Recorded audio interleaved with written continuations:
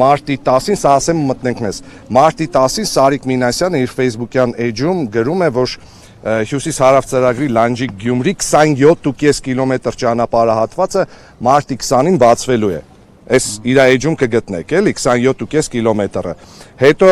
երեք էլ գրում է, որ ինչպես արդեն նշել էի, նույնիսկ խոստացված ժամանակից մեկ օր շուտ Հյուսիս-հարավ ճանապարհի Լանջիկ-Գյումրի հատվածը երկկողմանի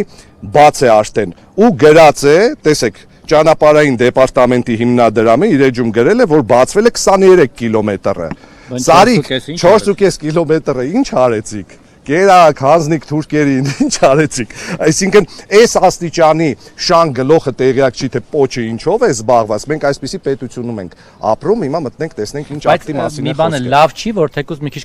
գուցե հանձնել են կամ չգիտեմ, կերել են ինչ են արել 4.5-ը, բայց լավ չի, որ կրճատած բացել են, ամեն դեպքում որ նախկիների մուտքը օրինակ Գյումրի ավելի լավ հեշտ ստացվի։ 4.5 կիլոմետրը ինչ է կարել, ինչ եղավ այդ ճամփի 4.5 կիլոմետրը, ակտ։ Գնացինք պարոն Գալստյան։